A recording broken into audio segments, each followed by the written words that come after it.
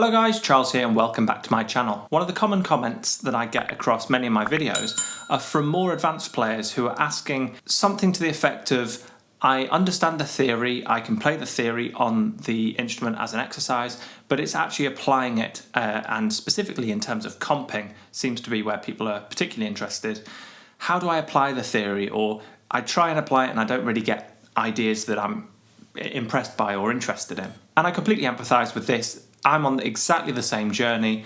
I just try and throw all these harmonic ideas at standards and see what sticks, and anything that I like, I generally share with you guys here on this channel. So what I thought might be useful would be for us to look at a standard today which we've already analysed on the channel, so we don't need to worry about harmonic analysis, which is Someday My Prince Will Come.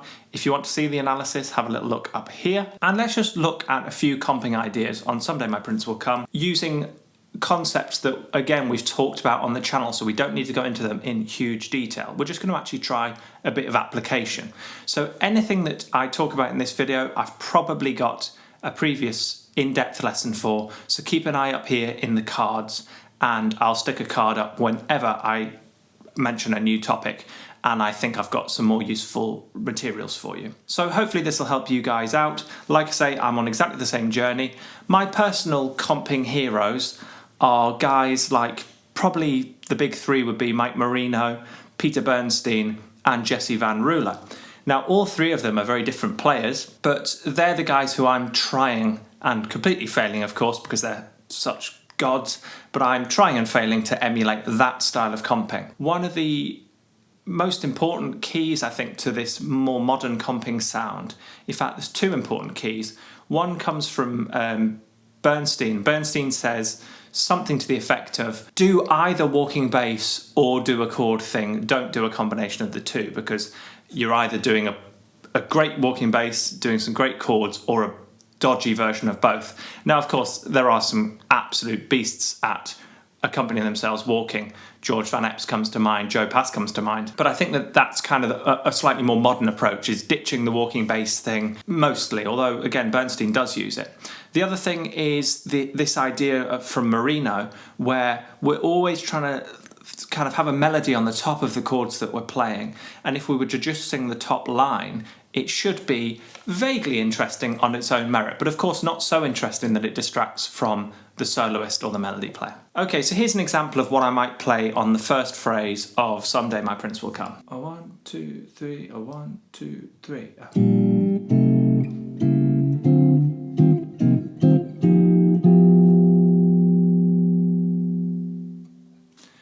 Okay, so there's a simple first phrase.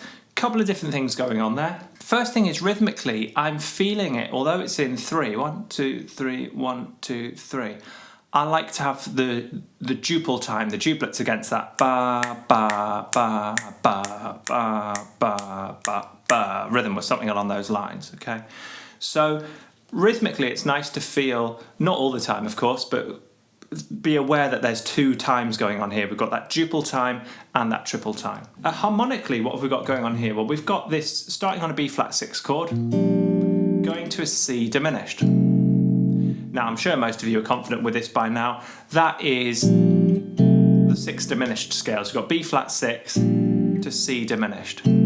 So any major 6, minor 6, dominant 7 and dominant 7 flat 5 has a diminished chord built on its 2nd degree, 4th degree, flat 6th degree and major 7th degree. So that's useful to just keep an eye on as you're playing. So here I'm going from the root position, B flat 6, to the diminished chord built on the 2nd degree. Now I'm aiming in the next bar, I need to get to a D7 of some sort. I like the Hendrix sound, which I'll discuss in a second, but I can get to the Hendrix sound, which is a dominant type chord, via a diminished chord built on its major 7. So that's where this next chord comes in. So I've got B flat 6, C diminished, C sharp diminished, taking me to, like say, I'm going for the Hendrix chord there. So C sharp is the major 7th of D7, and like I said before, a diminished chord lives on the 2nd, 4th, flat 6, and major 7 of a major 6, minor 6, dominant 7, and dominant 7 flat 5 chord. So that explains these first 4 chords. Now let's talk about this Hendrix chord for a second here. Some people wouldn't play this, and the reason for that is because at this point the melody is going to have an F sharp in it. And this Hendrix chord has an F natural on the top, which means we're quite close in voicing to the F and the F sharp. We'll have this clash on the top.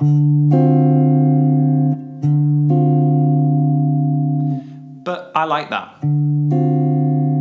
That doesn't concern me at all.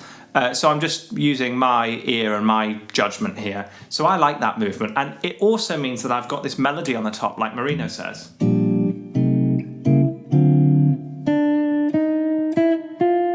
Which sounds good to me, at least. So next up, what did I do next? I think I went... Oh yes, so next was this. So that whole first section was 6 diminished and doing whatever you want on a dominant 7 chord. So here, I've got this E flat voicing, E flat, G, C and F.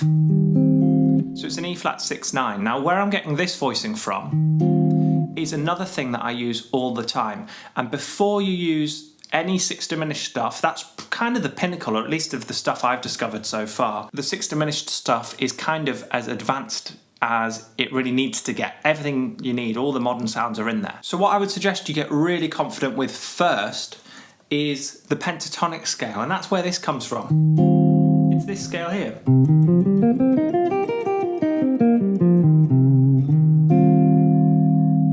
Okay, so it's C minor, E flat major, this is the same thing. And then I just did a little movement through the pentatonic scale.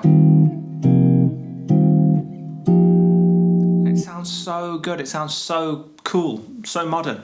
And I use that all the time because I've practiced that movement.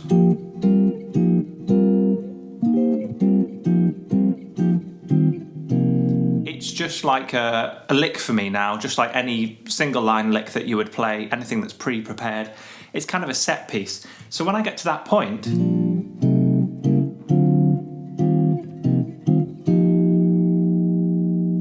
just a little movement, it's a little pentatonic lick. And then what I'm doing right at the end here is I'm using this pentatonic scale still,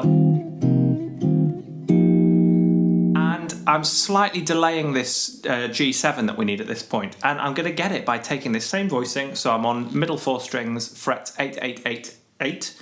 So that's F, B flat, E flat, G. And I'm just going to slam on the note B and E here. F, B, E, G.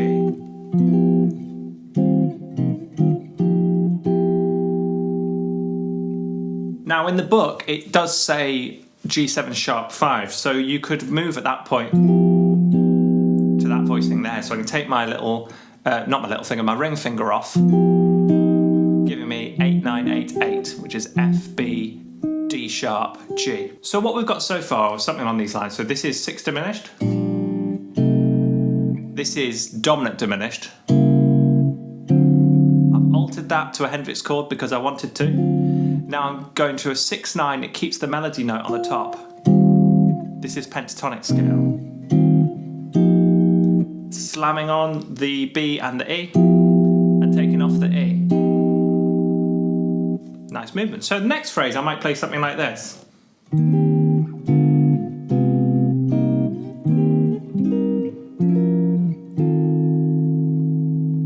At this point, I want to remind you of a quote from someone else, actually, Gary Burton. Gary Burton's a vibes player. Now, something I never cottoned onto before until like this month or a couple of months ago.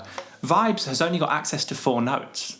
So vibes, although we think of it as a keyboard instrument, which it is, keyboardists have got 10 fingers. Vibes have only got 4 fingers, essentially. They use 4 beaters, which is really close to the way we generally play the guitar, which is trying to stick to 4 voicings. Learn Gary Burton's comping things. Like, Gary Burton is a comping monster. Now, I saw an interview with Gary Burton recently with Vic Firth, I think. He said, if you are listening to what the soloist is doing or the melody player is doing so intently that after the fact you could explain it in some detail, obviously not note for note, but you could describe the flow of their solo, what they did, maybe some key centers and tonalities they delved into. If you are able to do that, then there is no way that your comping can get in their way, can interrupt them, because you're listening so intently that it informs how much you comp. Now, the reason I want to remind you of that is because, of course, for the purposes of a YouTube video, I'm trying to fill my comping ideas with some sophisticated stuff here to give you some material to work on. But I probably wouldn't be doing all of this in one head, one verse of Someday My Prince Will Come. These are just little ideas that I might throw in here or there because it's too much. I'm overdoing it for the purposes of the video. So it's about chilling out as well and letting your ear be your guide of whether it's appropriate to put these ideas in. So I hope that helps. So what we got here, we've got... So the chord is C minor 7, which is the same as E flat 6. So I'm going E flat 6, D diminished. So it's E flat 6, diminished chord built on the major 7th. And then at this point, I'm going to do what's called the borrowed diminished notes, where I'm going to keep almost the diminished chord, but I'm just changing the bass note down to C. So I've got 3 borrowed diminished notes on this C minor chord, which I can then resolve. So that's that phrase. E flat 6, D diminished, C in the bass, D diminished still on the top, resolving downwards. Then I go through, what did I do next?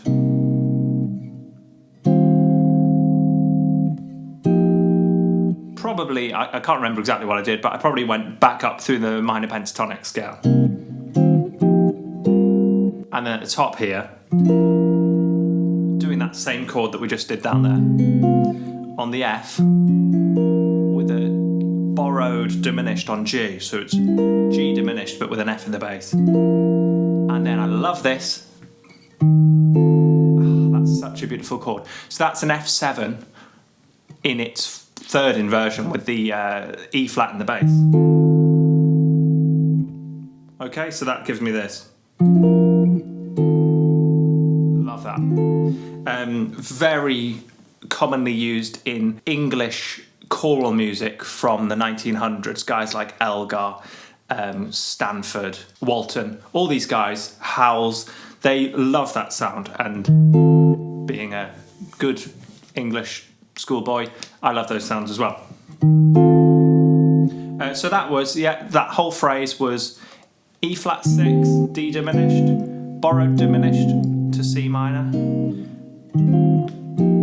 up my pentatonic scale. Oh yeah, carrying on at my pentatonic scale, borrowed diminished, F7 over E flat. Then at this point, probably something like this.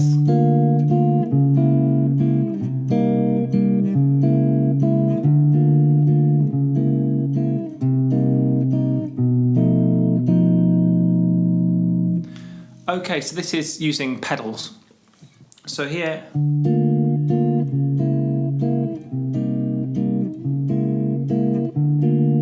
so this is a tonic pedal. So the tonic is another word for the root. So we're in the key of B flat here. So the tonic is this note B flat. And I'm just moving the chord voicing around that B flat. So I'm starting on this major 7 chord that you guys know I love. I use this one all the time. So that's D, A, B flat, F. Sliding these 3 notes down a fret, which by itself doesn't quite hit because it's supposed to be C sharp diminished here, but in context it works.